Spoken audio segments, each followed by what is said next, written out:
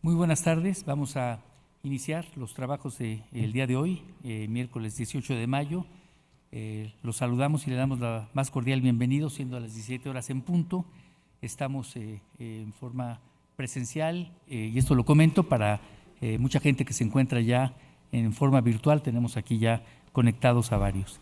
El día de hoy tenemos las dos actividades. Primero, la presentación de los trabajos de ingreso del doctor Macías Rodríguez, que se trata del rendimiento diagnóstico del péptido natriurético cerebral, BNP, como biomarcador de hipertensión portal clínicamente significativa en pacientes con cirrosis hepática, que de antemano le damos la más cordial bienvenida al doctor Macías Rodríguez, y el comentarista será nuestro expresidente y distinguido académico David Kersenovich, que hará un comentario a la sesión. E inmediatamente después presentaremos la sesión conjunta con la Fundación Mexicana para la Salud Hepática, el hígado en la vejez, y de antemano también les damos la más cordial bienvenida a la Fundepa. Adelante. Hola, buenas tardes. Antes que todo agradezco la oportunidad de presentar mi trabajo de ingreso en este recinto. En la historia natural de la cirrosis en fases tempranas de la enfermedad, la reserva cardíaca, al igual que la actividad de los sistemas renina-angiotensina y sistema nervioso simpático, permanecen normales. Cuando un paciente pasa de una fase compensada a una descompensada, hay aumento en la vasodilatación arteriolar esplácnica. Esto lleva a la liberación de óxido nítrico y subsecuentemente esto ocasiona una disminución en la reserva cardíaca, lo que ocasiona de manera secundaria una sobreactividad del sistema renina-angiotensina, aldosterona y del sistema nervioso simpático. De manera paralela y también secundaria a estos eventos se desarrolla la hipertensión portal, que es el factor pronóstico más importante en los pacientes con cirrosis. Para medir la hipertensión portal contamos con el gradiente de presión hepático venoso, que aquí, cuando la cifra es mayor de 10 milímetros de mercurio, esta se relaciona con la aparición de complicaciones y también con un mal pronóstico, incluyendo mortalidad. De tal manera que actualmente todos los tratamientos van dirigidos a disminuir este gradiente de presión hepático venoso. Por otro lado, el péptido natriurético auricular, BNP, se libera en situaciones en las cuales hay aumento de volumen extracelular y también distensibilidad ventricular, ocasionando natriuresis y vasodilatación periférica. Por lo tanto, se puede decir que funciona como un contrapeso del sistema renina-angiotensina-aldosterona, que, como vimos, está sobreactivado en pacientes con cirrosis hepática. Por lo tanto, existen estudios, de hecho, en los cuales se ha observado que hay un aumento en el BNP en pacientes con cirrosis descompensada y con hipertensión portal. Aquí les muestro este estudio en el cual se evaluaron pacientes con cirrosis comparado contra el grupo control, y como pueden ver aquí en la diapositiva, tanto el gradiente de presión hepático venoso como el BNP resultaron más elevados comparados con el grupo control, al igual que las diferentes variables hemodinámicas. De manera secuencial, en el grupo de pacientes con cirrosis, ustedes pueden ver aquí cómo hay un incremento en el gradiente de presión hepático, al igual que el de BNP. Por lo tanto, con esto podemos decir que existe una relación muy estrecha entre el BNP y entre el gradiente de presión hepático venoso.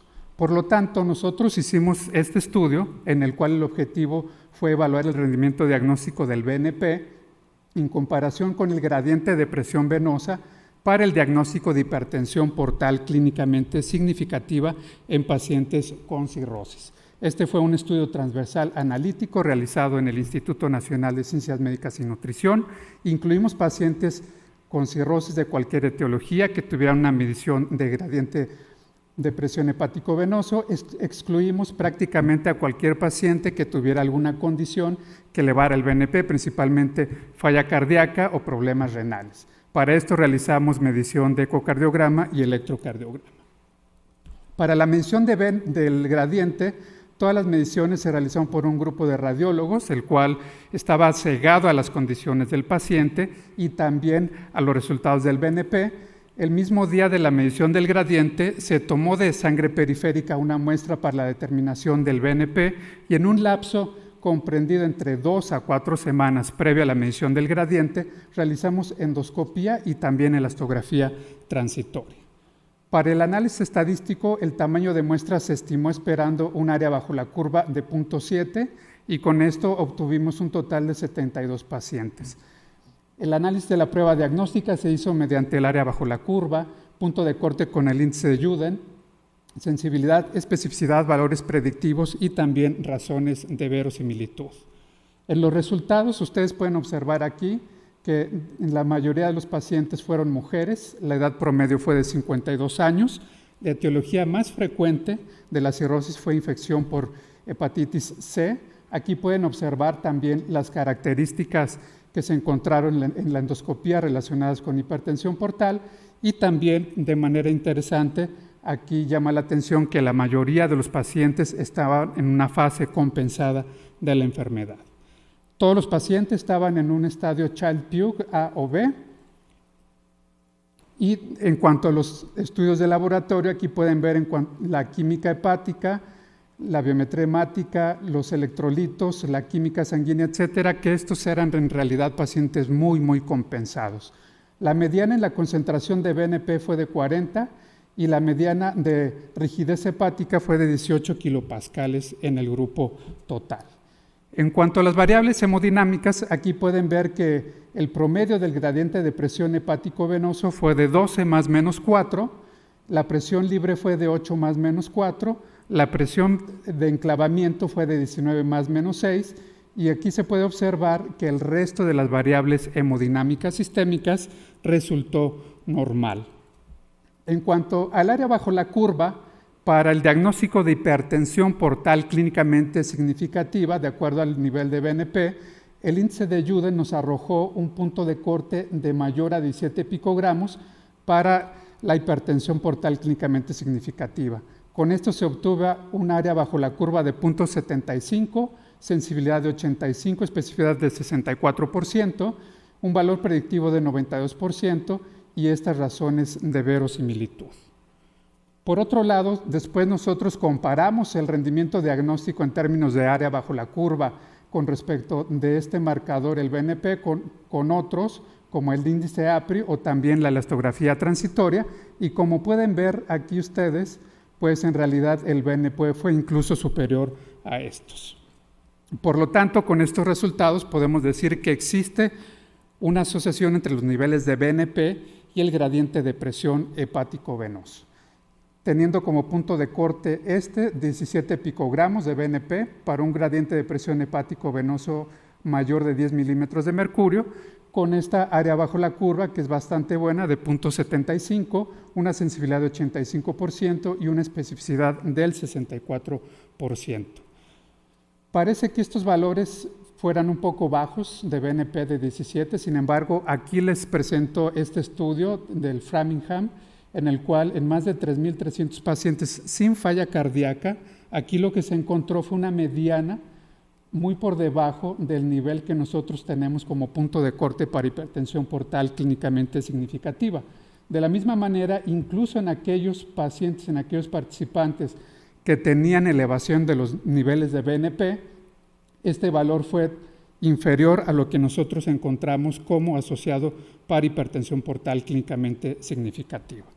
Posteriormente, nosotros nos dimos a la tarea de comparar nuestro estudio, nuestro biomarcador diagnóstico, el BNP, con el resto de estudios que existen en la literatura para la determinación de un gradiente de presión hepático-venoso para la hipertensión portal clínicamente significativa, y lo que ustedes pueden ver aquí es que las áreas bajo la curva, sensibilidad, especificidad, valores predictivos y razones de verosimilitud son muy similares al resto de los biomarcadores para hipertensión portal clínicamente significativa.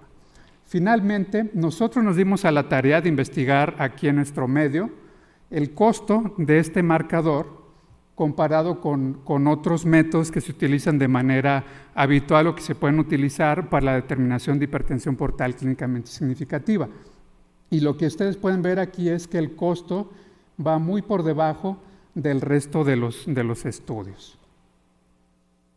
Por lo tanto, con esto podemos concluir que el BNP pudiera tener un rendimiento diagnóstico aceptable para el diagnóstico de hipertensión portal clínicamente significativa en pacientes con cirrosis compensada. Tiene diferentes ventajas, que es su costo, que es más bajo que el resto de estudios, que no es invasivo, que se puede reproducir, y también tiene algunas desventajas, como que los niveles pueden depender de otros factores, como falla renal, falla cardíaca, incluso la edad, la volemia. Y finalmente estamos conscientes que estos resultados deben validarse en otros estudios clínicos y con un mayor número de pacientes. Finalmente, me gustaría agradecer a nuestro grupo de investigación, que gracias a ellos pues, hemos podido hacer cada vez más investigación. Muchas gracias por su atención. Gracias, doctor Macías Rodríguez, y bienvenido a la academia. Doctor Krsenovich.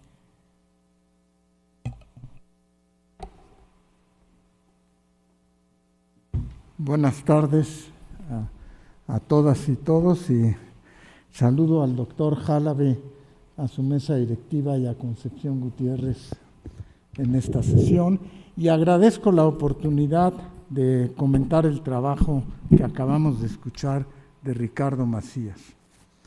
La cirrosis hepática, como él mencionaba hace unos momentos, no puede ser estudiada o considerada como una sola entidad.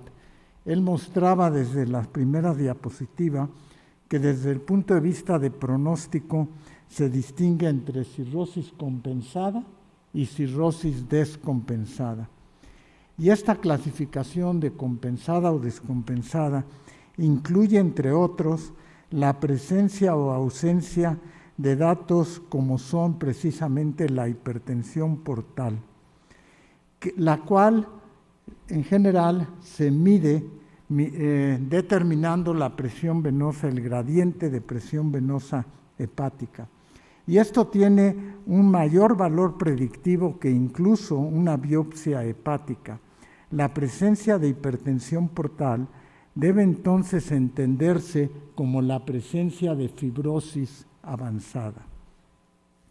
La sugerencia de medir el péptido natriurético cerebral, conocido con sus iniciales de BNP, tiene bases fisiológicas sólidas que han sido estudiadas en forma extensa en los miocitos y en los fibroblastos cardíacos.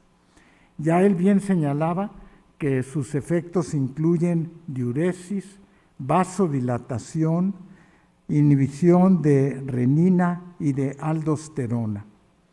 Y su aplicación como prueba clínica, que es lo que nos presenta el doctor Macías, es por lo tanto digno de considerarse como un factor regulador de la homeostasis de la hipertensión portal.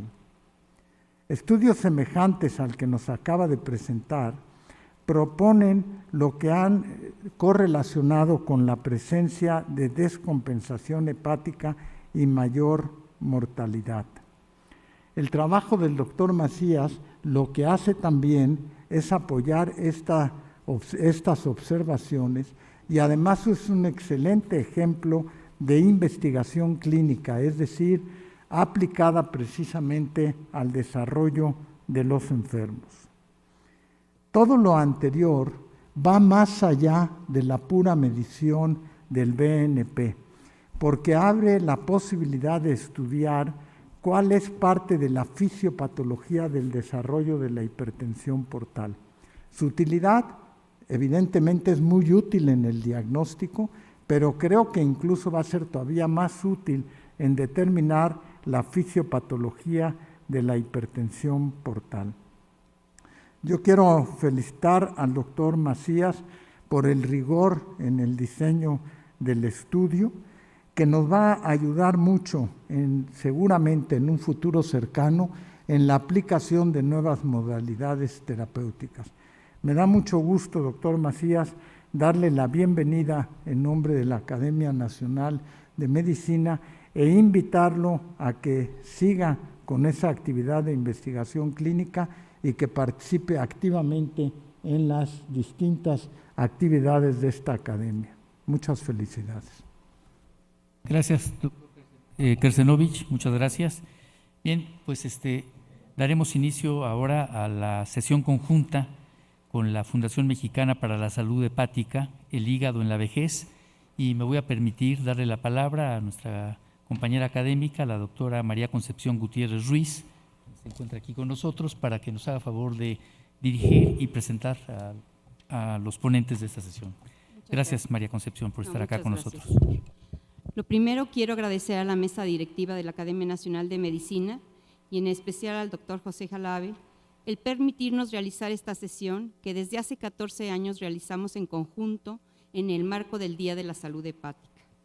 La Fundación Mexicana para la Salud Hepática, FUNDEPA, es una organización sin fines de lucro creada en 1998 por un grupo de personas preocupadas del avance de las enfermedades del hígado y la gran posibilidad de prevenirlas, detectarlas y tratarlas oportunamente con el fin de lograr una mejor salud y calidad de vida en nuestra población.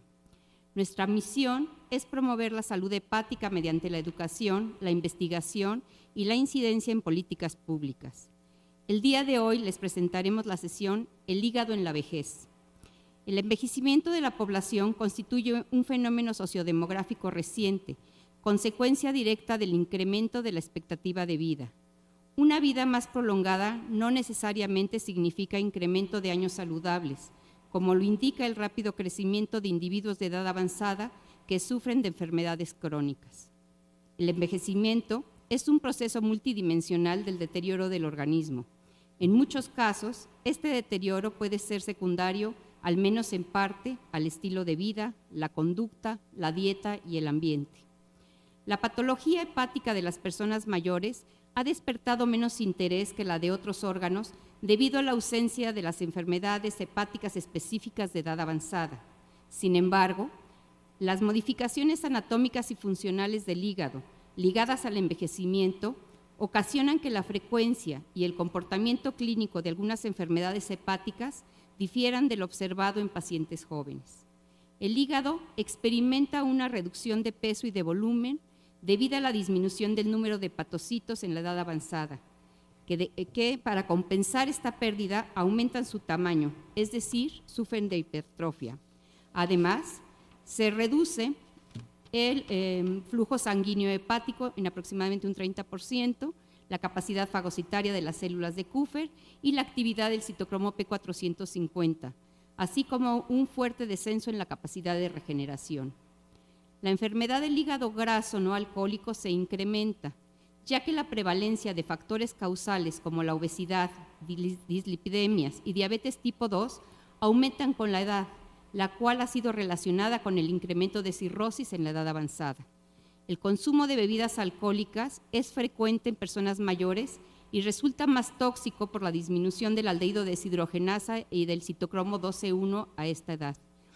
Los tumores hepáticos, tanto primarios como secundarios, presentan su máxima incidencia a partir de la sexta década de la vida y constituyen una proporción importante de la patología hepática de la población anciana.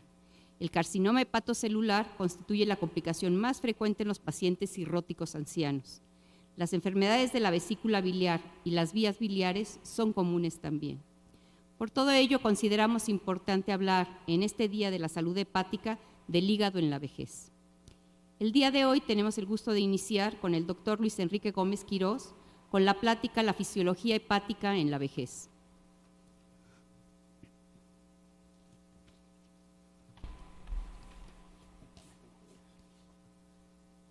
Muy buenas tardes a todos. Doctor Jalabe, muy buenas tardes. Muchas gracias por la invitación a FUNDEPA. Pues es un tema complejo, muy amplio, podemos tomarnos horas hablando de ello. Traté de hacer una síntesis de aspectos que considero que podemos destacar y finalmente me voy a centrar en algo que particularmente en nuestro grupo de investigación nos preocupa bastante. La fisiología del hígado. Bueno, como ustedes saben, el hígado es capaz de llevar a cabo más de 500 funciones que van, como pueden ver ahí, desde producción de bilis, destoxificación, ahorita la doctora Gutiérrez hablaba un poco de eso, por los citocromos P450, formación o síntesis de muchas proteínas sanguíneas que tienen efectos muy importantes en la salud y, por supuesto, es el centro regulador del metabolismo. del metabolismo de carbohidratos y del metabolismo de lípidos particularmente. Bueno, pues en los adultos mayores pues todo esto se ve seriamente alterado. La mayoría de estas funciones tienden a disminuir y por allí un par de ellas tienden a aumentar. Esto es preocupante por la transición demográfica que estamos observando desde hace varias décadas. Y aquí les muestro esta gráfica donde podemos ver cómo la población por arriba de los 60 años se viene incrementando y cómo esperamos para el año 2050. Es algo que debemos empezar a tomarlo en cuenta para llevar a los adultos mayores a un envejecimiento saludable. Los cambios a nivel hepático, pues como les digo, son varios. Yo aquí les pongo unos. La doctora Gutiérrez ahorita ya destacaba la disminución en el tamaño del hígado, el flujo sanguíneo también disminuye, la biotransformación, más la fase 1 que la fase 2, disminuyen porque está asociada a un decremento en la actividad del 30% de los citocromos P450, que son los que se encargan de todo el proceso de biotransformación, de todo lo que básicamente olemos, nos untamos en la piel, tomamos, comemos, por supuesto. Pero aquí les pongo particularmente este ejemplo que me encontré en la literatura, donde podemos comparar a jovencitos de 20, 29 años con adultos de 70 años o un poco más. Como podemos ver en esta gráfica, la capacidad enzimática de estos sistemas se ve seriamente disminuido, de tal forma que la biotransformación de xenobióticos, que es una de las principales funciones del hígado, va disminuyendo conforme la edad va aumentando. Otro aspecto importante, que también hay mucho todavía que explorar, es la disminución en la proliferación de los hepatocitos. Igualmente, la proliferación decae conforme la edad avanza, y ahora sabemos, por ejemplo, particularmente de esta proteína que ven ahí en color amarillo, que es una suerte de proteína que secuestra al factor de transcripción E2F, el E2F1 particularmente, que es un regulador maestro de la proliferación celular. Bueno, se secuestra en este complejo a nivel genómico y entonces no permite que se lleve a cabo todo el proceso de replicación de estas células. Y esta proteína aumenta su expresión con la edad también. Pero en el metabolismo de lípidos, que lo tenemos muy alterado, esta primera diapositiva es una visión general. Básicamente el hígado toma los lípidos que vienen de la dieta o que son movilizados del tejido adiposo o por síntesis de novo mediada básicamente por insulina. Bueno, todo esto es coordinado por el hígado, empaquetado en lipoproteínas de muy baja densidad y exportado al resto del cuerpo. Parte de ello se va hacia la mitocondria, donde se lleva a cabo la oxidación con fines energéticos, bioenergéticos. Bueno, en la vejez igual todo esto está alterado y particularmente es aquí donde pueden empezar los problemas, como vamos a ver a continuación. La enfermedad de hígado graso no alcohólico, el NAFLD, por sus siglas en inglés, se ha visto que no tiene una relación directa, como pueden ver en la gráfica, tiene una forma de U invertida. Esto es cierto, pero lo que sí se ha visto en el adulto mayor es que la progresión de una esteatosis simple hacia un compromiso inflamatorio, que sería la esteatohepatitis o NASH, como se abrevia en inglés, es mucho más importante en el adulto mayor. Es decir, podría haber pocos adultos mayores con baja cantidad de grasa, pero los que tienen esta condición de NAFLD progresan más rápido hacia la condición inflamatoria.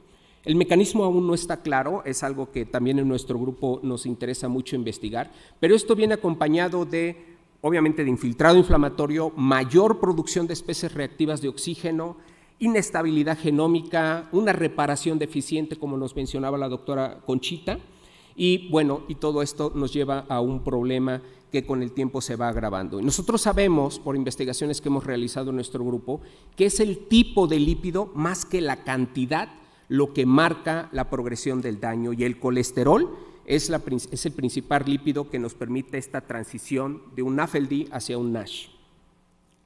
Y mucho de ello tiene que ver la mitocondria. Mencionábamos que en el envejecimiento hay una disfunción mitocondrial y entonces esto nos lleva a mayor estrés oxidante, senescencia, que nos hablará el doctor Kersenovich en un momento, mayor apoptosis en hepatocitos y una baja producción de ATP. Pero si esto se ve soportado, además por una sobrecarga de colesterol, entonces los problemas que estoy mencionando se agravan. Como lo podemos ver aquí en animales de experimentación, vemos cómo el incremento de colesterol, de triglicéridos como un evento compensatorio, está asociado a pruebas de función hepática elevadas. Aquí les muestro en esta tinción que ven en color azul, que es filipina, es un marcaje que hacemos para detectar colesterol, cómo las células normales cargan colesterol en la membrana plasmática, pero abajo, por el consumo de una dieta alta en colesterol, esta sobrecarga se agrava y nos lleva a la disfunción mitocondrial.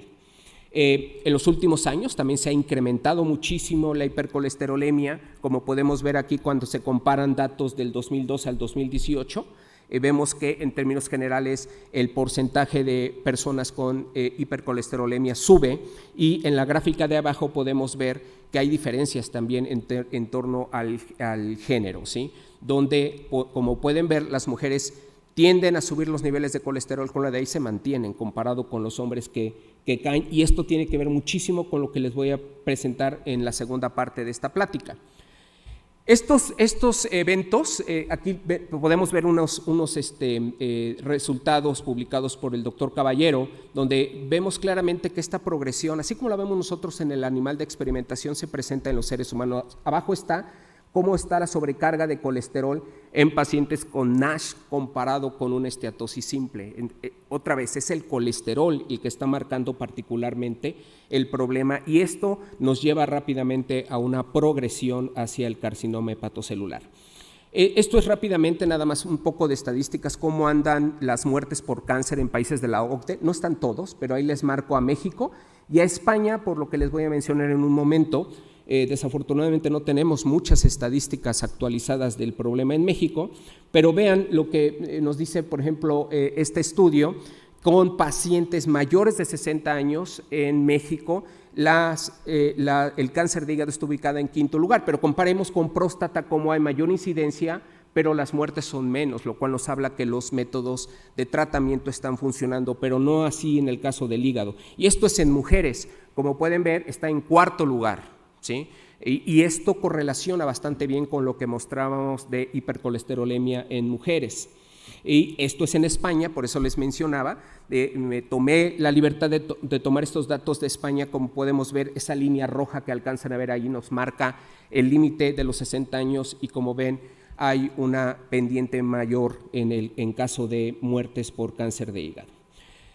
De tal forma que nosotros en nuestro grupo de investigación nos hemos metido a averiguar esto en animales de experimentación. La presentación de animales con respecto a pacientes abajo es muy similar, histológicamente es muy similar, ontológicamente también, y eso es lo que hace del ratón un buen modelo de estudio, porque se conservan mucho la presentación molecular y histológica en este tipo de enfermedad. Hicimos una secuenciación masiva para conocer cómo estaba el impacto a nivel genómico, y encontramos que estos ratones que desarrollaban tumores en un ambiente con sobrecarga de colesterol eran tumores más agresivos, porque además tenían un mayor grado de angiogénesis, como lo pueden ver en esta imagen, en esta gráfica del CD34, que es un marcador de angiogénesis.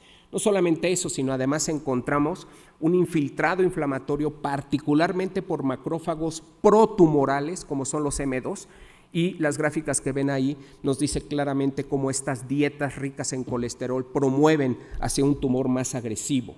Extrajimos el signature molecular, la firma molecular específica, que son estos genes que ven ahí, y de ahí tomamos 4. No me voy a meter por razones de tiempo quiénes son esos 4, ahí están, pero lo que encontramos cuando hacemos una genómica funcional comparativa y llevamos los datos de ratones hacia los pacientes, nos damos cuenta que estos 4 marcadores ciertamente están elevados, como pueden ver en color rojo, en esta cohorte de pacientes con respecto a pacientes sanos.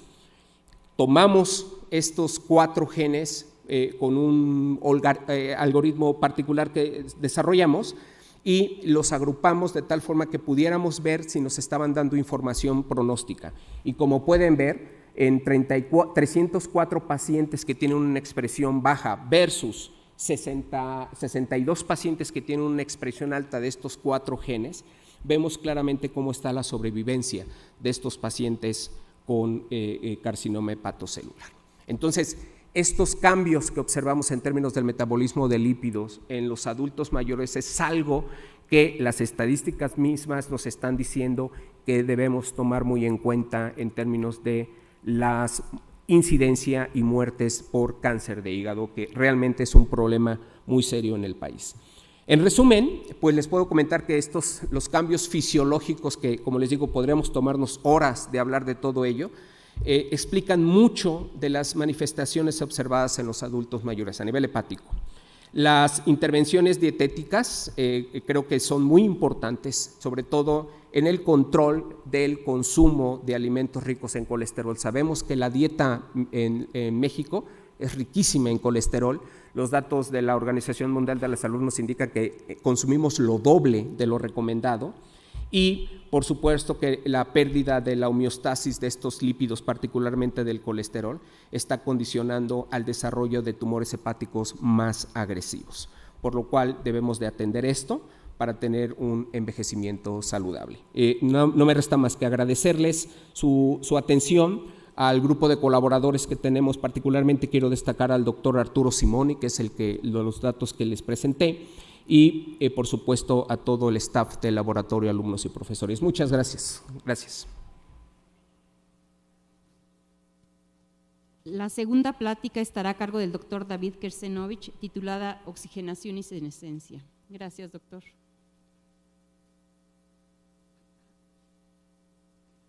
Muchas gracias.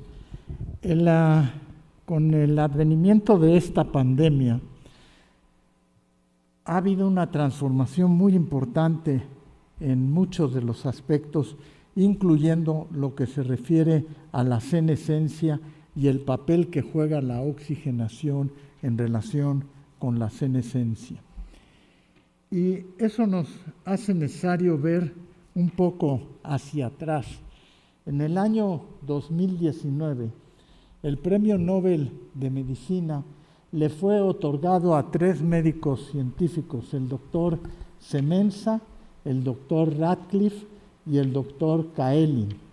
Y ellos llevaron a cabo estudios en forma independiente que ayudaron a comprender cómo las células sensan y se adaptan a la disponibilidad de oxígeno. Este concepto se volvió muy importante durante la pandemia, pero también tiene mucho que ver con el desarrollo de la senescencia celular.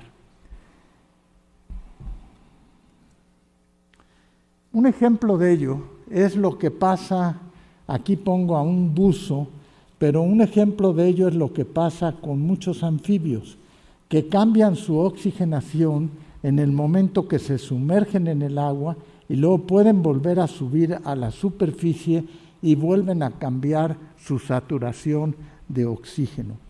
Los animales han aprendido a cómo hacerle, el ser humano todavía no, pero muchas de las nuevas modalidades terapéuticas tienen que ver con cómo nos adaptamos al oxígeno, en nuestro caso en las altitudes y en el caso de los anfibios en el mar.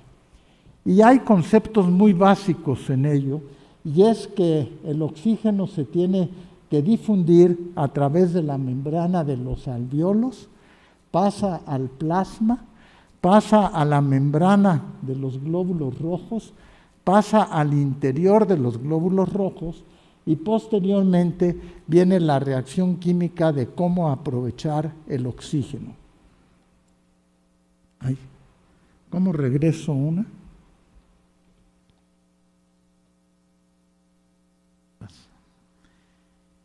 Y entonces hay varias cosas que tienen que ver posteriormente con el desarrollo de la senescencia. La primera es la existencia de un polimorfismo de los genes de la cadena beta de la globina, que son los estudios que han permitido avanzar en comprender lo que es la eritropoiesis, que hace que aumente la hemoglobina para captar mayor oxígeno, cosa que conocemos nosotros, por ejemplo, en la altitud de la Ciudad de México. Y en 1993 se identificaron en las células del riñón y del hígado el factor inducido por la hipoxia que regula la expresión de genes que gobiernan la producción precisamente de la eritropoyetina. Aquí les quiero llamar la atención al factor inducido por la hipoxia, que como alcanzan a ver en los dos dibujos, cuando hay más oxígeno o cuando hay menos oxígeno, tiene que ver con la expresión precisamente del factor inducido por la hipoxia. Este factor inducido por la hipoxia se comporta distinto en condiciones normales que en condiciones de hipoxia sostenida o de hipoxia intermitente. En condiciones normales, la respiración de las mitocondrias consume más del 90% del oxígeno en los seres humanos y el 10% que queda es suficiente para degradar el factor inducido por la hipoxia. Durante la hipoxia sostenida, que es lo que está señalado allí en rojo, entonces la activación de la proteína del factor de inducción de la hipoxia induce la transcripción de muchos genes.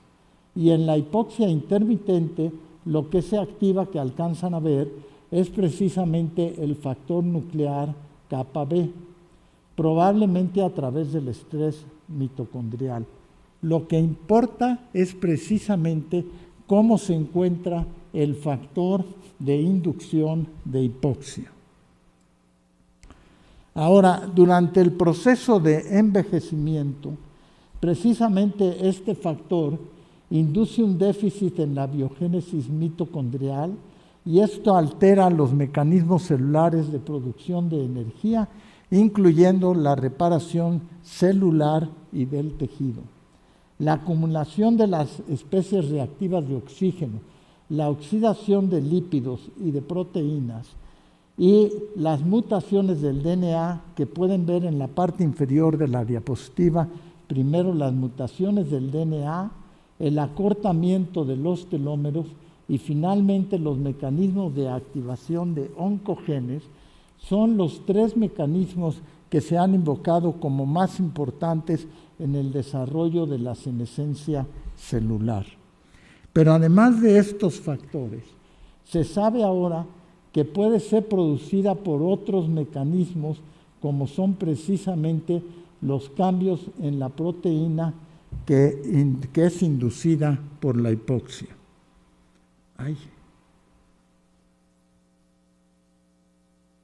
Mi dedo va muy rápido. Aquí. Entonces, la hipoxia y el envejecimiento, las dos causas producen una alteración en el factor NF-κ-beta y lo hacen por mecanismos distintos.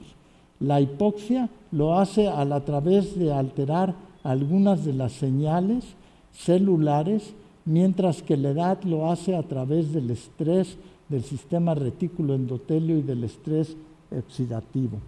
Y ambos favorecen una disminución en la reacción inflamatoria y una mayor sobrevida en la salud y en la vida útil de las células.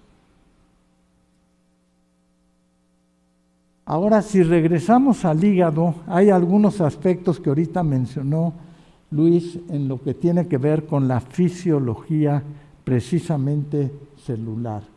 El endotelio sinusal fenestrado y el espacio de Dice es lo que en el hígado sano permite la transferencia del oxígeno y esa transferencia se hace de la luz de los sinusoides hacia el hepatocito. Y los componentes que se transfieren circulan en ambas direcciones.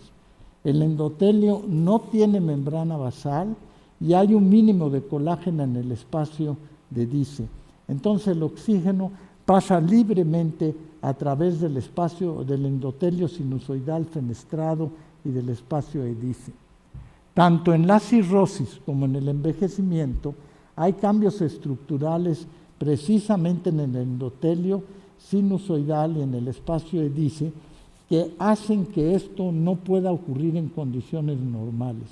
Y aparece una capilarización que finalmente lo que hace es comprometer la difusión de oxígeno hacia las células y favorecer el desarrollo precisamente de senescencia celular.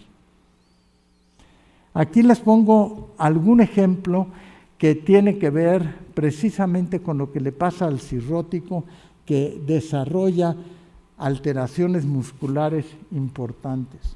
Hemos aprendido, por ejemplo, que el flujo sanguíneo es distinto dependiendo de qué órgano estamos estudiando, y ahí en el segundo pueden ver la cantidad del flujo hacia el músculo esquelético y la cantidad de oxígeno que se utiliza, que como ven es de 72 mililitros por minuto, y luego la diferencia arteriovenosa. Pero el músculo esquelético, que es lo que pasa en el cirrótico, tiene problemas precisamente de alteración de oxígeno.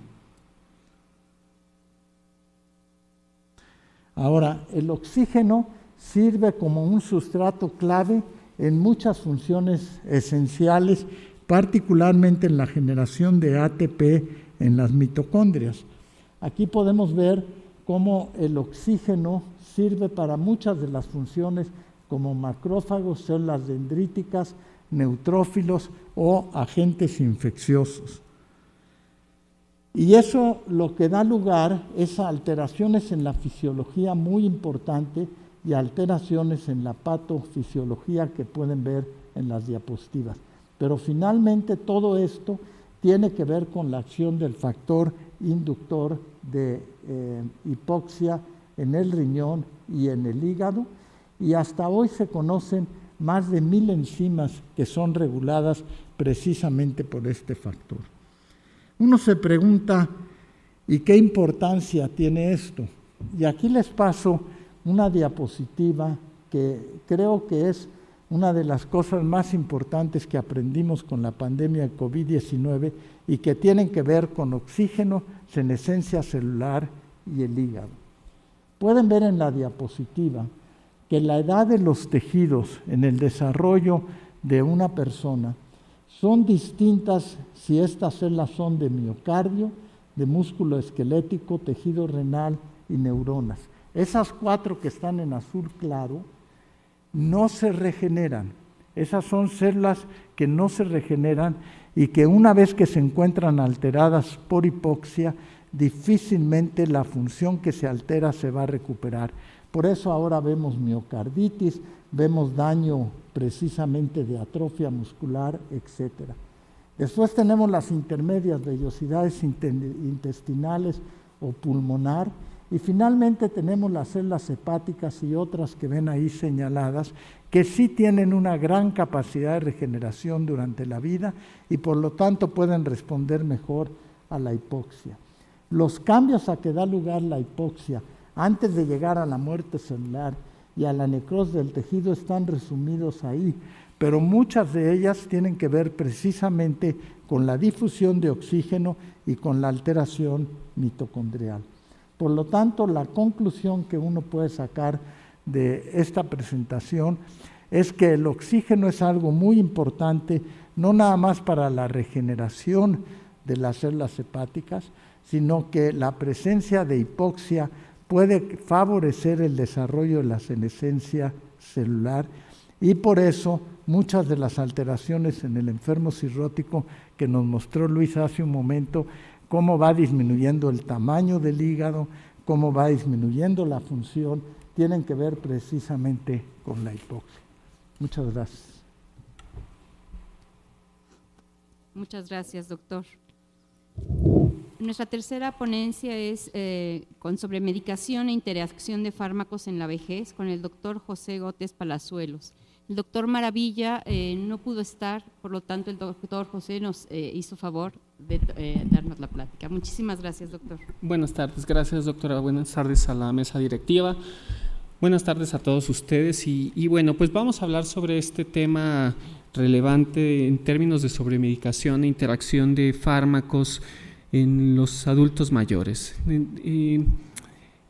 Como veremos algunos aspectos de introducción, de definición de términos, una situación compleja en este tema, incluso desde la definición, la prevalencia de interacciones medicamentosas en edad avanzada, el potencial importante que se tiene de interacciones medicamentosas en adultos mayores, algunas estrategias de prevención que se han utilizado en diferentes centros, y terminaremos haciendo algunos comentarios a este tema.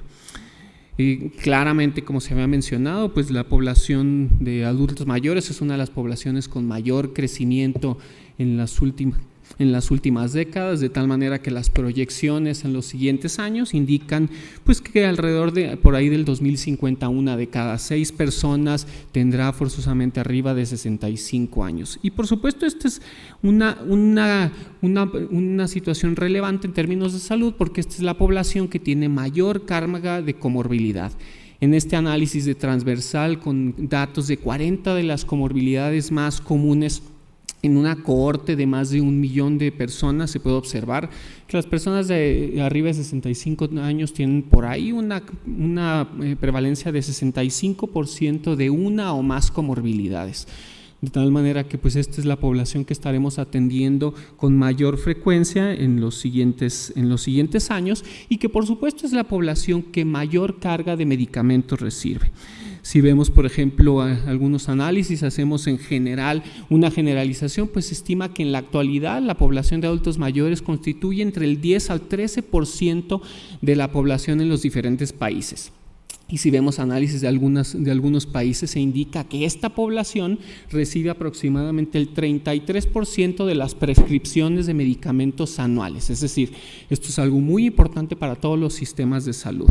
Y si vemos, por ejemplo, lo que se han referido en Estados Unidos, se estima que la carga de medicamentos que se prescribe para esta población ronda aproximadamente de $50 billones anuales. Es decir, un dato muy importante. En términos de uso de medicamentos, pues el término de polifarmacia es un término tradicional que ha sido utilizado por muchos años. Y esto ha sido de manera inicial utilizado como un concepto numérico, es decir, definir y decir, bueno, más de 3 medicamentos, más de 8, más de 7 medicamentos en conjunto se considera como polifarmacia. La definición probablemente más generalizada indica que polifarmacia constituye el uso de 5 o más medicamentos en los pacientes adultos mayores. Sin embargo, como se muestra en la siguiente viñeta, pues en realidad este concepto es un concepto que está cambiando y que seguramente el cambio será más mostrado en los siguientes años. Les muestro, por ejemplo, esta persona de 78 años con diagnóstico de diabetes, hipertensión, dislipidemia, y ustedes ven los 5 medicamentos que están utilizados. Claramente estos medicamentos son medicamentos que han sido probados para el tratamiento de estas enfermedades y que son efectivos y que se han considerado en la mayor parte de los casos seguros para este tipo de indicación. Pero esta misma persona al mismo tiempo refiere presentar insomnio, refiere presentar osteoartrosis y refiere presentar enfermedad por reflujo gastroesofágico, para los cuales ustedes observan que se le han agregado diferentes medicamentos, y entonces aquí claramente son 2 patrones distintos, 2 patrones de prescripción diferentes. Y entonces con esto podemos darnos cuenta de que realmente el concepto numérico de polifarmacia pues es insuficiente. Es decir, no es suficiente establecer que una persona consume más de 5 medicamentos para decidir si con eso es adecuado o no. De tal manera que el enfoque en la actualidad es más establecer si la polifarmacia es apropiada o inapropiada, es decir, si el paciente está recibiendo un medicamento que no tenga una indicación correcta, la dosificación no sea la óptima, que la evidencia para su uso en la población de adultos mayores sea escasa o sea nula, pues probablemente estamos ante el caso de una polifarmacia inapropiada, y ese será el grupo de pacientes que deberá ser referido para una mayor evaluación, una mayor valoración y hacer cambios en el patrón de prescripción. Si vemos, por ejemplo, en este subanálisis de la ENSANUD 2018, podemos observar que los pacientes que respondieron en la encuesta que utilizaban más de 5 medicamentos a partir de los 60 años ronda aproximadamente del 20%, y si vemos en el otro estrato, entre los pacientes de 70 a 79 años, pues más bien casi cercano al 26%. Entonces, nuevamente, pues esto repite lo que hemos comentado, que esta es una población con una alta carga de medicamentos. En diferentes escenarios la polifarmacia existe, es decir, la polifarmacia inapropiada se encuentra tanto en el contexto ambulatorio, alrededor del 37% en diferentes estudios, en las casas de cuidado crónico 39%, incluso en hospitalización, donde teóricamente pues, es un espacio más controlado, atendido por profesionales de salud que conocen patrones de prescripción. Y en diferentes análisis se ha observado claramente que en estos escenarios más del 50% de los pacientes toman o reciben más de un medicamento que pudiera considerarse no necesario, esto obviamente dentro de la población de adultos mayores. Y esta polifarmacia pues ha sido relacionado con diferentes consecuencias, es decir, consecuencias en esta población que van desde las caídas, el deterioro, la disminución funcional, fragilidad, discapacidad, calidad de vida. Todo esto ha sido también mostrado por estudios en población nacional, deterioro cognitivo, por supuesto incremento en el riesgo de eventos adversos, interacciones medicamentosas, incluso hospitalizaciones o un aumento de mortalidad.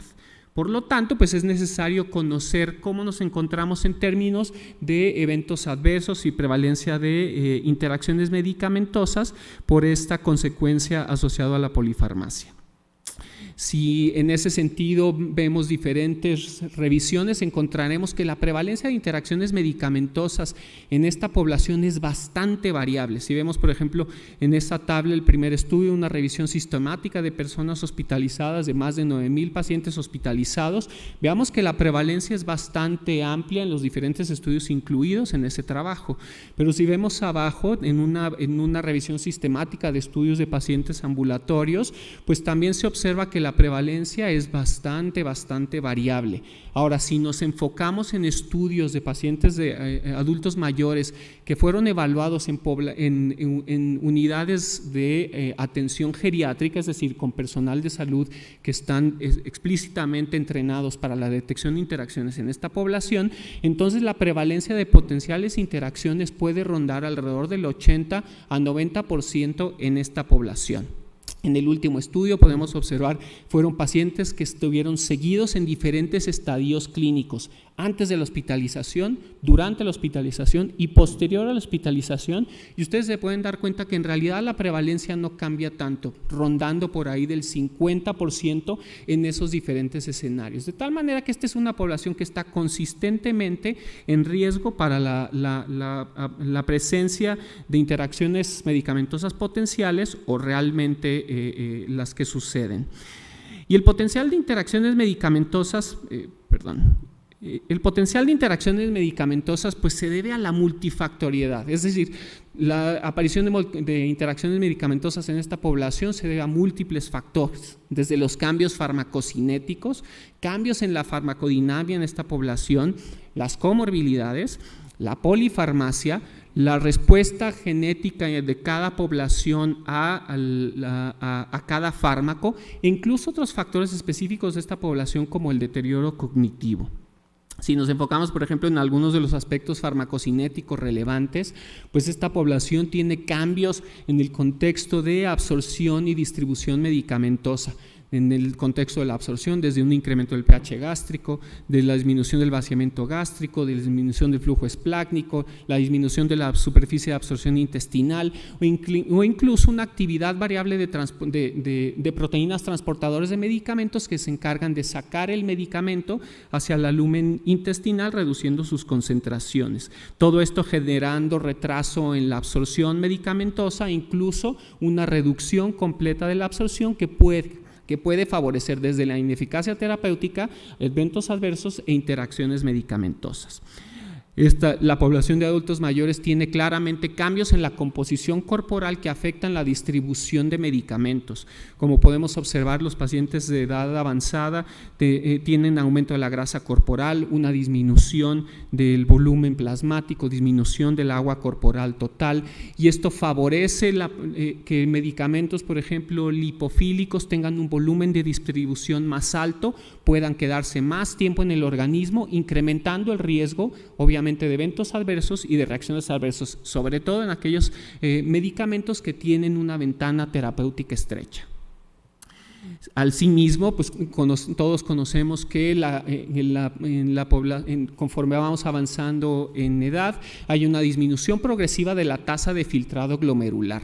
Es decir, se estima que la caída de la tasa de filtrado glomerular por década es alrededor del 8 al 9 mililitros minuto por década. De tal manera que si una persona tiene datos de daño renal previo al inicio de la edad avanzada, pues es todavía más probable que en la edad avanzada tenga ya mayor deterioro en la función renal, incrementando el riesgo de eventos adversos e interacciones medicamentosas durante la vejez. Nos mencionaban anteriormente que el hígado pues es uno de los metabolizadores, o es el órgano metabolizador maestro en términos de medicamentos.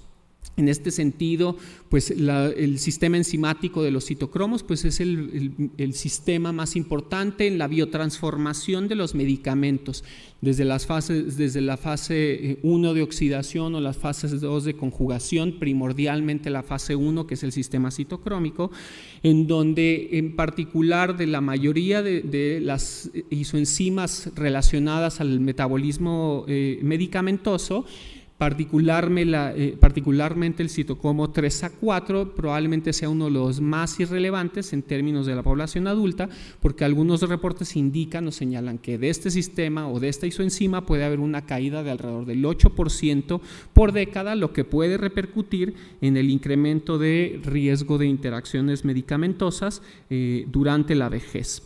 Si al mismo tiempo tomamos en consideración que el uso de medicamentos en conjunto puede favorecer fenómenos de inducción o inhibición enzimática, si hay un fenómeno de inhibición enzimática reduciendo la actividad enzimática del citocromo y favoreciendo el incremento de las concentraciones plasmáticas de un fármaco, y si este fármaco es de estos fármacos de mayor riesgo por una ventana terapéutica estrecha, entonces pues podemos entender la posibilidad de mayor eventos e interacciones. También claramente la inhibición de las proteínas transportadoras, tanto en intestino como en hígado y riñón, pueden ser importantes en términos de la determinación de las concentraciones plasmáticas de algunos fármacos. Tanto en el intestino como en hígado como en el riñón existen proteínas transportadoras de la clase ABC o del subconjunto SLC que favorecen el flujo de medicamentos al lumen intestinal, al lumen biliar o al lumen tubular renal, favoreciendo la salida de estos medicamentos y reduciendo sus concentraciones. La inhibición con medicamentos puede afectar esta salida o este flujo, incrementando el riesgo de interacciones medicamentosas. Ahora, en esta lámina clásica pues se ha mostrado que la probabilidad de presentar interacciones va subiendo conforme vamos aumentando el número de medicamentos que recibe un paciente, de tal manera que si vemos en medio, cuando un paciente recibe alrededor de 5 medicamentos, existe un porcentaje de interacciones potenciales de alrededor del 5%, y que esto todavía va subiendo casi al 100% cuando el paciente recibe 8 o más medicamentos. Entonces también la cantidad de medicamentos puede ser un aspecto importante, y por supuesto los patrones de prescripción relacionado a cómo hacemos las cosas en términos de la actividad terapéutica. La cascada farmacológica es algo que en muchas ocasiones como prescriptor tiene que ser considerada, o en todas las ocasiones debe de ser considerada. En este ejemplo podemos observar una persona con 2 eventos, un infarto al miocardio que fue sometido a cateterismo, colocación de stent, y una persona que tiene osteoartritis que recibe medicamentos. Ambos medicamentos generan un incremento potencial en el riesgo de sangrado de tubo digestivo alto. Esta valoración debe ser una valoración realizada de cada caso particular y, por supuesto, en este caso específico estaríamos pensando que este patrón de prescripción pudiera ser relacionado a una polifarmacia inapropiada. ¿Hay estrategias de prevención de esto? Bueno, pues sí existe, y uno de los movimientos que se ha ido relacionando con mayor intensidad es el movimiento de la prescripción de medicamentos, es decir, esta decisión compartida entre médico y paciente para desintensificar y descontinuar el tratamiento con el propósito de reducir eventos adversos, interacciones, favorecer la adherencia terapéutica, reducir los costos. Pero esto no son las únicas estrategias que se han utilizado, es decir, diferentes sitios han tratado de ejercer diferentes estrategias, desde aquellos lugares que tratan de utilizar herramientas de escrutinio de polifarmacia, utilizando diferentes criterios como los criterios de Beers, el índice de adecuación de medicamentos, el índice de HAT, los criterios de Stop, Start, o también el abordaje multidisciplinario ayudando al prescriptor con equipo establecido como farmacéuticos clínicos, enfermeras especializadas que ayuden a la conciliación medicamentosa, que ayuden en términos de la prescripción, y por supuesto los esfuerzos educativos y regulatorios para la capacitación de los prescriptores, o incluso la creación de regulaciones institucionales o nacionales para tratar de reducir el riesgo de eventos adversos y de interacciones medicamentosas en esta población en específico. Si vemos, por ejemplo, en esta revisión sistemática y metaanálisis de diversas interacciones, estos 4 estudios que fueron incluidos en esta revisión sistemática fueron estudios que utilizaron diferentes combinaciones de intervención para reducir la polifarmacia. Se puede observar que diferentes intervenciones, cada uno de ellos eran diferentes, mostraban una disminución en el desenlace primario de un score de polifarmacia inapropiada. Es decir, básicamente con las diferentes combinaciones se puede reducir el fenómeno de polifarmacia inapropiada.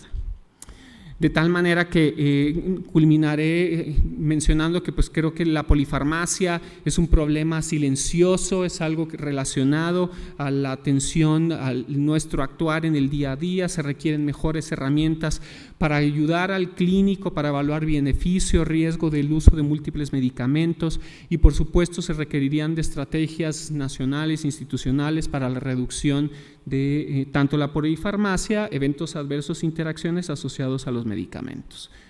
Muchas gracias. Muchas gracias a usted, doctor. La última plática de esta sesión la dará el doctor Luis Miguel Gutiérrez Robledo, cuyo título hemos denominado Hígado, Marco de Salud Pública para el Envejecimiento Saludable, la cual será dada de forma virtual.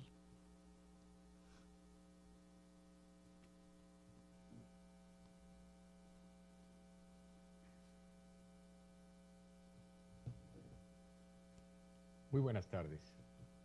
Lamento no poder acompañarles en persona en este día por problemas de agenda institucional, pero con gusto estoy aquí para compartir con ustedes algunos puntos de vista relacionados con una perspectiva de salud pública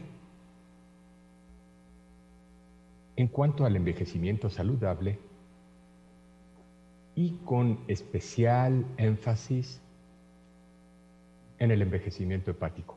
Luego de las excelentes presentaciones que hemos escuchado, que me antecedieron, va a ser muy fácil abordar el tema.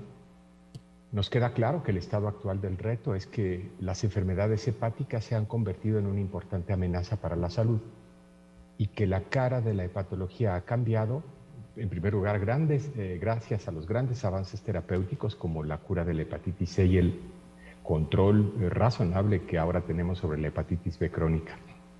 Pero por otro lado, el abuso cada vez más generalizado del alcohol, la epidemia de obesidad y la enfermedad hepática no diagnosticada o no tratada oportunamente en las poblaciones más vulnerables, por ejemplo, entre las personas mayores frágiles, son factores muy relevantes que contribuyen a acrecentar la carga de la enfermedad. Por otra parte, hoy somos muy conscientes de que enfrentamos una sindemia, en la que las desigualdades socioeconómicas y de salud se combinan para afectar negativamente, por una parte, la prevalencia de la enfermedad hepática, sus desenlaces también, y mucho más aún, las oportunidades de atención.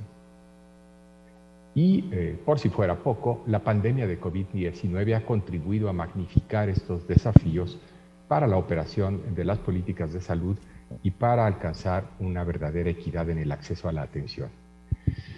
En cuanto al envejecimiento hepático, hemos escuchado una revisión acuciosa del mismo. Me limitaré a mencionar algunos aspectos centrales que nos ocupan y que atraen cada vez más la atención de los investigadores. Conocemos mejor en los últimos años los cambios relacionados específicamente con el envejecimiento en el hígado. Sabemos que durante el proceso de envejecimiento se observan una serie de alteraciones en genes, proteínas y metabolitos, que la homeostasis oxidativa se interrumpe y esto acrecienta el estrés oxidativo, y que el número de hepatocitos poliploides, senescentes y apoptóticos aumenta como reflejo de un fenotipo senescente secretor que contribuye a acrecentar la actividad inflamatoria de bajo grado, pero de manera persistente. Además, las células estrelladas hepáticas en el hígado envejecido tienden a contener más gotas de lípido y liberan menos factores de crecimiento. Y un elemento que parece clave, además, la pérdida de las células endoteliales. Este es uno de los asuntos que merecen más atención en los últimos años al comparar la evolución, la fisiología del hígado joven y sano con el hígado de edad avanzada. En particular, estas células endoteliales nos preocupan porque son un factor de riesgo significativo al disminuir su actividad, al desarrollarse con mayor probabilidad como resultado de la afectación del transporte, por ejemplo, de la insulina, contribuyen a acrecentar la probabilidad de síndrome metabólico. Hay potenciales intervenciones, conforme entendemos mejor el fenómeno, también nos podemos aproximar al mismo desde una perspectiva ya terapéutica. Y esto es extraordinariamente interesante. Y la gerociencia, una naciente disciplina que aúna el estudio del envejecimiento con el de las enfermedades crónicas no transmisibles, ha venido alimentando la generación de conocimiento alrededor también de las condiciones que afectan con mayor frecuencia al hígado. Y conocemos mejor cuáles son los factores relacionados con la fisiología del envejecimiento que, como el metabolismo oxidativo, tienen una importante incidencia. Conocemos claramente los factores de riesgo, como la obesidad y la diabetes en particular, y sabemos que esto es más común entre las mujeres, y que hay comorbilidades que contribuyen a acelerar el deterioro, como las enfermedades cardiovasculares. Pero comienzan a aparecer en el horizonte también tratamientos potenciales, como la metformina, como el péptido agonista del receptor similar al glucagón y otros más. La enfermedad del hígado graso no alcohólica es probablemente la entidad que más atención está atrayendo en la actualidad y que ha sido claramente menospreciada, o por lo menos se le ha prestado poca atención entre las personas de mayor edad. Esta es altamente prevalente en nuestro grupo de edad y está estrechamente relacionada además con los componentes del síndrome metabólico. Y tiene un pico de incremento del riesgo de desenlaces desfavorables entre los 60 y los 74 años, y como sucede con otras tantas como la diabetes, como la enfermedad cardiovascular, en personas que han rebasado los 75 años sin exhibir esta anomalía. Cuando la desarrollan ya en esas edades, en general los desenlaces son menos desfavorables. En este grupo de edad aún sabemos poco, pero comenzamos a entender, al menos parcialmente, algunos factores que pueden estar contribuyendo, como es la alteración de la permeabilidad del colon en particular, y sobre todo en coexistencia con obesidad. Y sabemos que es posible intervenir también a través de la modificación de ejes o de vías de señalización relacionadas en particular con el proceso inflamatorio. Sabemos también que modificando el microbioma intestinal, somos capaces de aumentar o disminuir la probabilidad de exhibir esta anomalía y de recuperar eventualmente una morfología y un funcionamiento hepáticos normales. En fin, que en general sabemos que al día de hoy que el envejecimiento es un proceso que necesita de adaptaciones en la atención médica y consideraciones específicas para el tratamiento. Con todo esto que muy breve y rápidamente sintetizado, sabemos también que como la prevalencia de la enfermedad hepática aumenta con la edad y las complicaciones relacionadas representan una fuente importante de morbilidad y de utilización de servicios, deberíamos considerarla como un tema de interés en la población de edad avanzada, en particular entre los 60 y los 75 años de edad. La importancia de las comorbilidades y la polifarmacia en la actualidad no se toma en cuenta en las guías clínicas que existen y hay controversia con respecto a qué población debe ser examinada activamente en búsqueda de la condición. En parte porque pues, no tenemos todavía un enfoque terapéutico bien definido y esto desalienta a los clínicos para buscar. Podemos esperar que cuando haya claridad acerca del abordaje terapéutico tengamos un mayor compromiso del clínico para detectar oportunamente. Por otra parte, tendríamos que trabajar también para mejorar la representación de las personas mayores en los estudios tanto mecanicistas como en los ensayos clínicos, para entender mejor esta condición y para saber si hay diferencias importantes en la respuesta a los abordajes terapéuticos en consideración. Desde una perspectiva de curso de vida, ¿cómo debiéramos abordar la enfermedad? Hoy sabemos que la enfermedad precirrótica puede prolongarse entre 10 y 35 años, que una persona puede vivir con una cirrosis compensada entre 10 y 15 años y difícilmente con una cirrosis descompensada más allá de 5 años, en donde o bien se trasplanta o bien muere. Pero estamos hablando de un lapso de tiempo que puede llegar, que puede alcanzar los 45 o 50 años desde el inicio del proceso. Si enfocamos nuestras baterías en la detección de esta condición entre las personas de 75 años, estamos llegando 50 años más tarde. Evidentemente, el enfoque de detección oportuna y las intervenciones con esta visión de curso de vida tienen que priorizarse en las etapas más tempranas de la vida o tienen que ser mucho más intensas en las etapas más tempranas de la vida, sobre todo con un enfoque dirigido a la prevención. Y desde luego necesitamos una estrategia desarrollada con esta visión, que se enfoque en la enfermedad temprana, lo cual tendría un mayor impacto en la carga de la enfermedad hepática. En México hemos avanzado en la regulación del marketing en la infancia, poco en la reformulación, pero algo de los productos nutricionales como resultado de la política pública de etiquetado que se refleja en la política impositiva. No trabajamos en particular en la regulación de precios, pero sí en la erradicación de la hepatitis C y la vacunación contra la hepatitis B. Pronto, conforme avance el conocimiento, podremos avanzar también en el desarrollo de terapias personalizadas y en el establecimiento de la vía clínica más apropiada para los casos que van siendo detectados. En suma, enfrentamos todavía grandes brechas de conocimiento que dificultan la definición del enfoque de salud pública. Lo que hasta ahora sabemos obliga a enfocarse en edades tempranas para la prevención y la detección.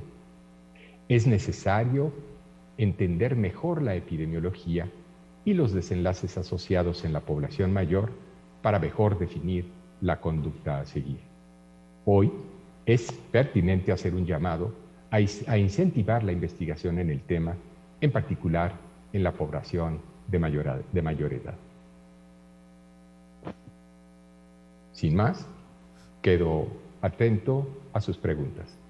Muchas gracias, doctor Gutiérrez Robledo. Le pediríamos al doctor Enrique Wolper si es tan amable de pasar a la mesa.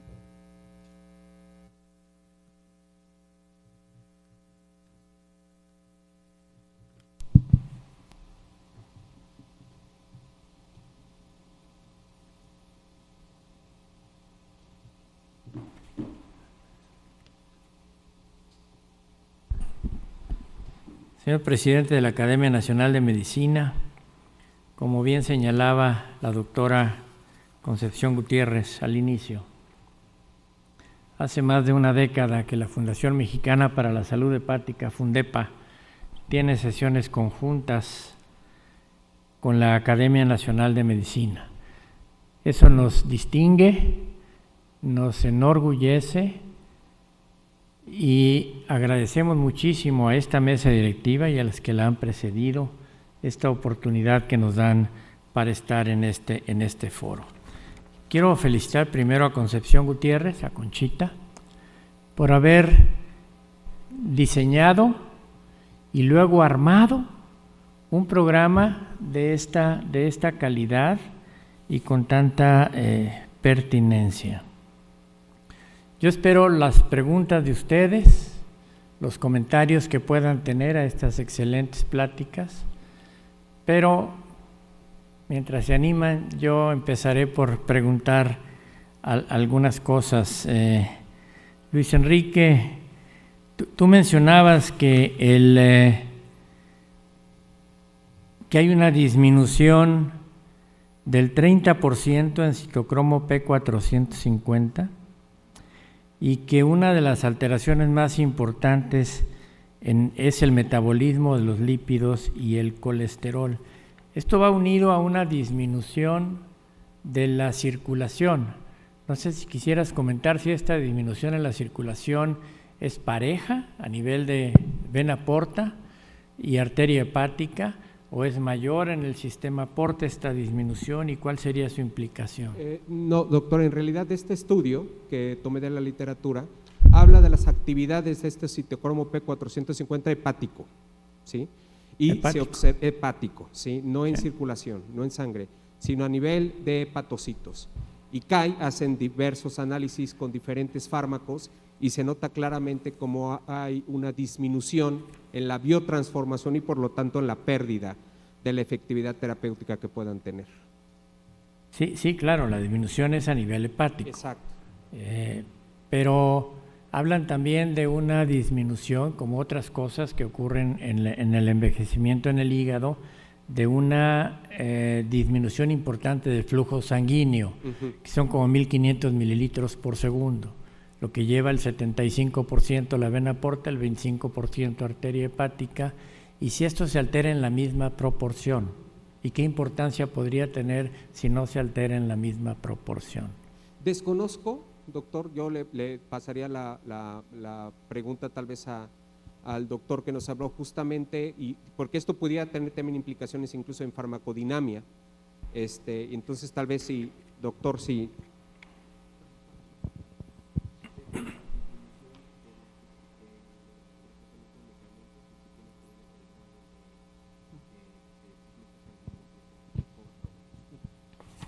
Hola doctor, buenas tardes. En términos de esa pregunta, ciertamente la disminución de la circulación hepática se relaciona probablemente con una pérdida en la efectividad de medicamentos.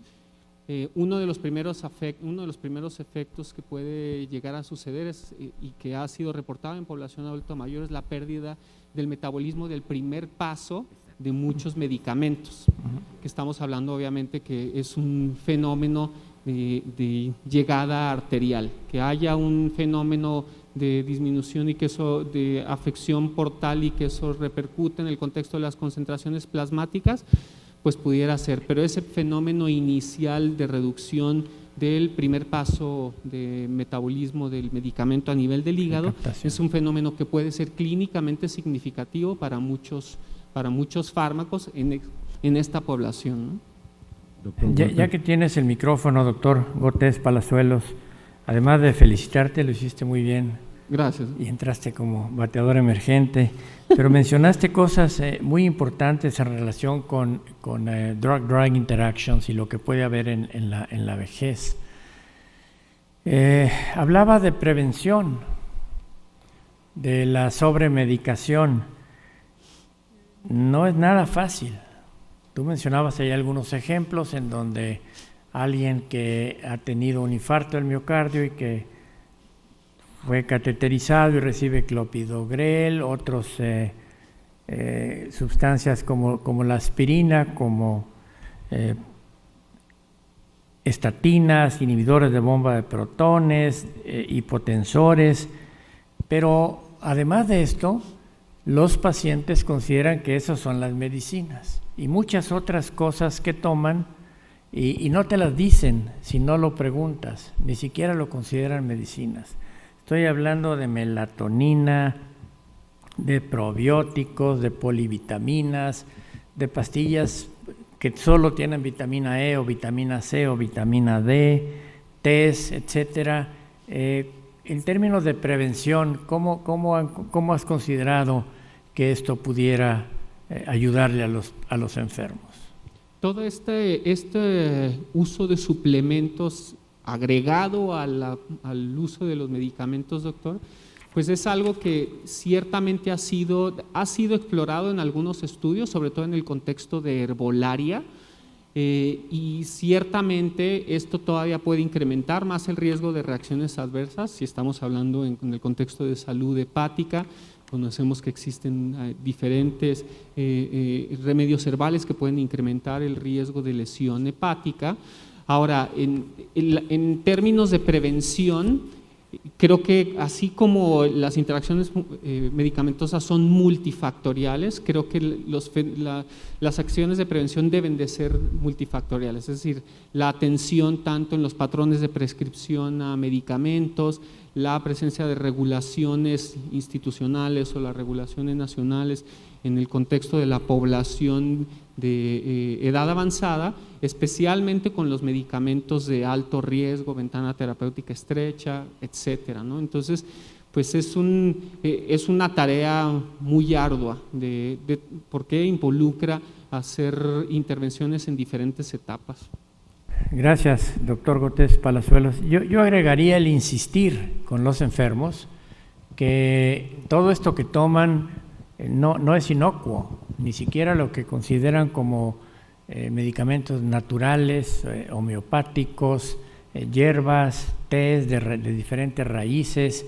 Todo esto va a ir al hígado, a un hígado que ya está viejo, estamos hablando del envejecimiento, que tiene dificultad para metabolizar todo lo que ahí llega, o al menos no está igual que cuando tenía 20 años de edad este paciente, y deberíamos de insistir. Yo quisiera aprovechar la presentación que hizo el doctor Kersenovich, expresidente de esta corporación, para hacerle una pregunta conceptual.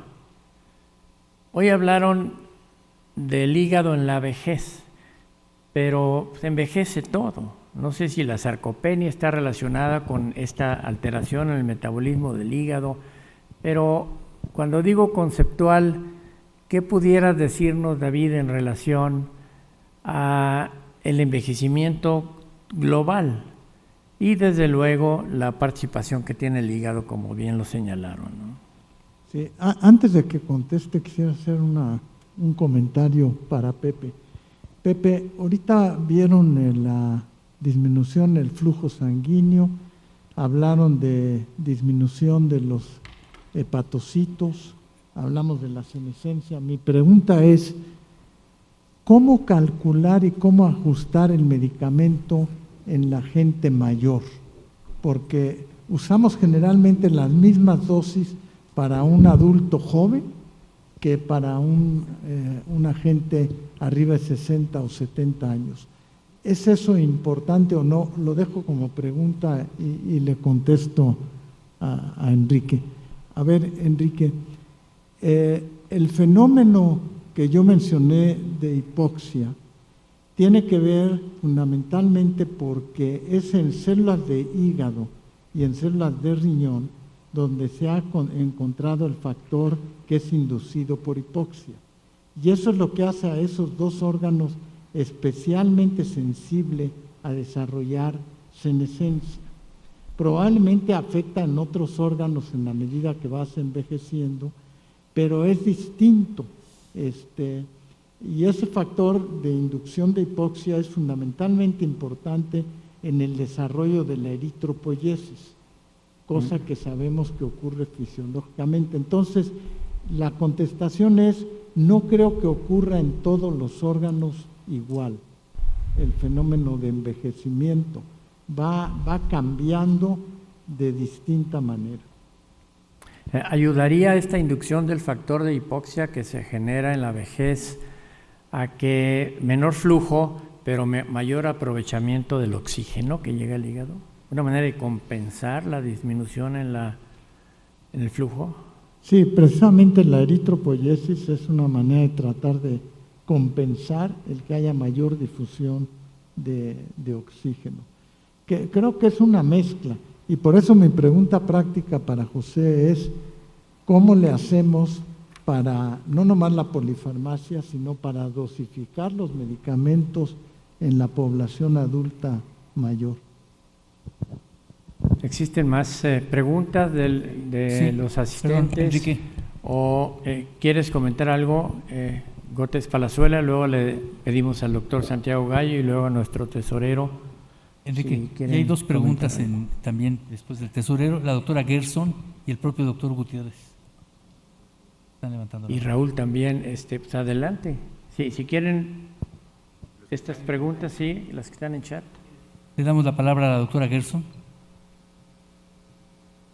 Raquel, adelante.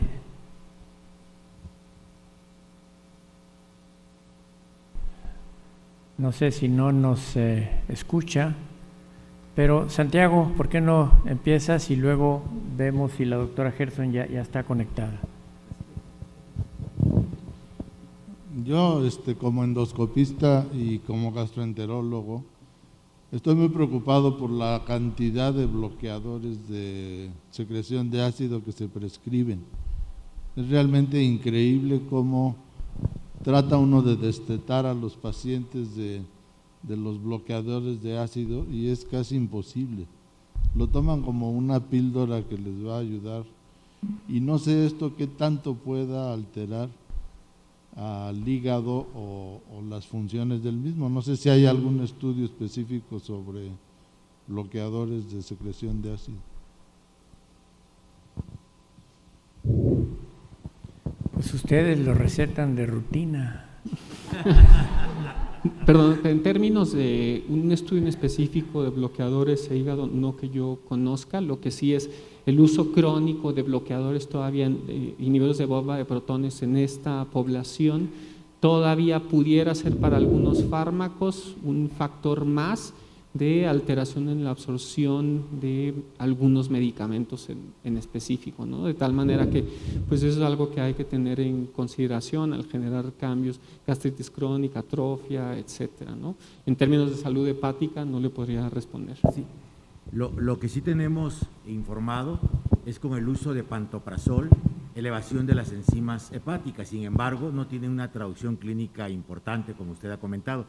Yo quería preguntar también si dentro de las estrategias que ha comentado usted para evitar, obviamente, no solo la polifarmacia, sino el daño secundario de la misma, la conciliación de medicamentos de la que prácticamente nadie habla y que hoy los conceptos de farmacovigilancia ponen como prioridad, podría ser la respuesta, sobre todo por lo que preguntaba mi maestro, el doctor Gallo. Pacientes nuestros que llegan tomando omeprazol porque se los dio el gastro, pantoprazol porque se los dio el internista, y lansoprazol porque se los dio el geriatra, y tú dices, ¿cuál toma? Los tres, doctor. Pues me lo mandaron diferentes médicos. La conciliación podría ser un punto importante.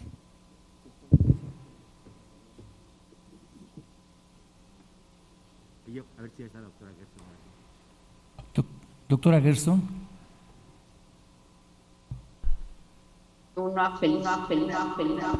Y agradezco al doctor Jalavé y al doctor Wolfer permitir preguntar.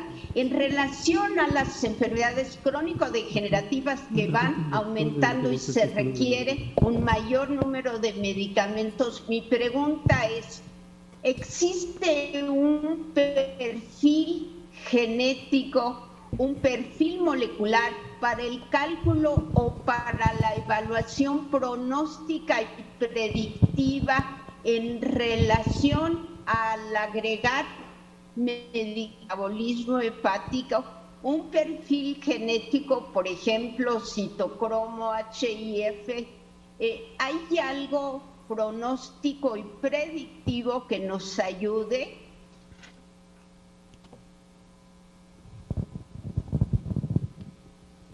Gracias. No que yo conozca, doctora, me parece una pregunta muy interesante. Ahora, esto implicaría que se tuviera que hacer este análisis en la población nacional o en la población de hispanos, que de por sí en la mayoría de estos análisis de farmacogenómica que se realizan tienden a ser poblaciones, como en muchos estudios, poblaciones infrarrepresentadas, ¿no? De tal manera que es probablemente un punto interesante a explorar. Tenemos 5 más minutos. ¿Preguntas en el chat? Sí. Doctor Gutiérrez. Muchas gracias. Yo quería comentar en relación a la polifarmacia, particularmente el punto que acaba de ser señalado, que en realidad es la clave, que es el tema de la conciliación medicamentosa. Y esto se dice fácil, pero implica la necesidad de una comunicación entre los diferentes especialistas a cargo de un paciente en particular, y falta ese espacio de convergencia donde pueda llevarse a cabo esta conciliación. Yo como geriatra definitivamente desprescribo más fármacos de los que prescribo, como regla general, pero esto tampoco debe hacerse en forma abusiva, hay que ser prudente, y en la prescripción las reglas van estableciéndose al respecto, pero hay que ser muy prudente también en la comunicación con los colegas, porque esto no siempre es apreciado y no siempre es fácil el interactuar desde esta perspectiva, aún en el mejor interés del paciente, quien además ocupa un lugar central para definir para él qué es lo más relevante y en función de sus preferencias, qué medicación frente al riesgo que representa puede ser pertinente seguir utilizando a pesar del riesgo, si va alineada con sus intereses, con lo que él quiere alcanzar en términos de bienestar. Entonces creo que ahí hay un tema muy atractivo.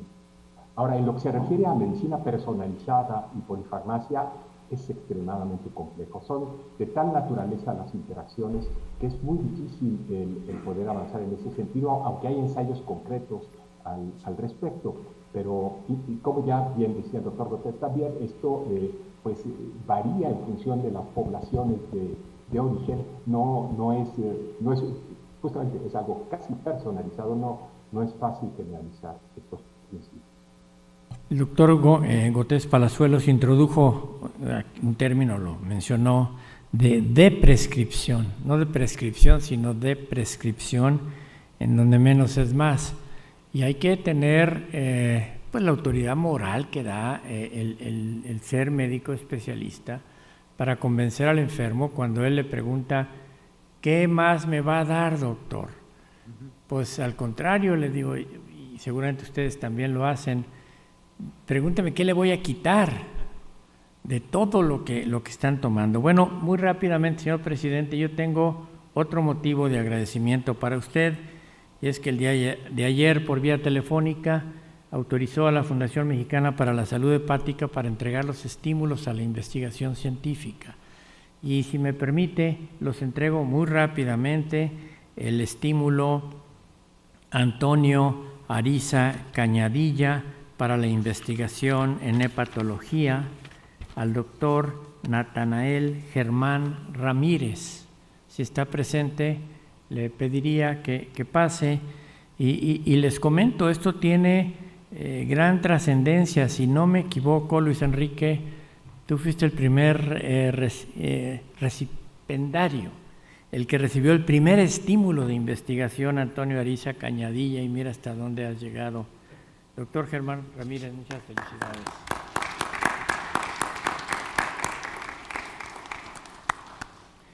Y el otro estímulo también a la investigación, pero en la formación de una especialidad. El doctor José Alberto González Regueiro se hizo acreedor al estímulo Ángeles Espinosa Iglesias, con un trabajo de investigación sobre factores de riesgo clínico, bioquímico y genético relacionados con la progresión de la fibrosis hepática en pacientes con enfermedad por hígado graso asociada a disfunción metabólica, una cohorte prospectiva. Adelante, doctor, y muchas felicidades.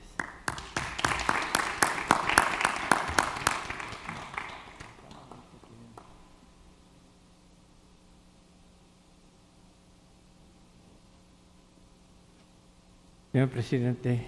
Gracias, Muchas doctor gracias Wolper. a usted. Creo que fue una tarde muy espléndida. Doctora Gutiérrez Ruiz, muchas gracias por su participación de esta maravillosa mesa directiva. Doctor Macías Rodríguez, bienvenido a la Academia Nacional de Medicina. Y no me queda más que invitarlos para que el próximo miércoles a las 17 horas nos acompañen para escuchar el simposio Documentos de Postura en Patologías Vasculares, que el doctor Hinojosa Becerril coordinará, y además presentaremos el trabajo de ingreso de la doctora Pravin Metana. Los esperamos a las 17 horas aquí en forma presencial, y el que no pudiera hacerlo en forma presencial lo puede hacer también en forma virtual por el Zoom que tiene la Academia. Les agradecemos mucho y que tengan muy buenas tardes.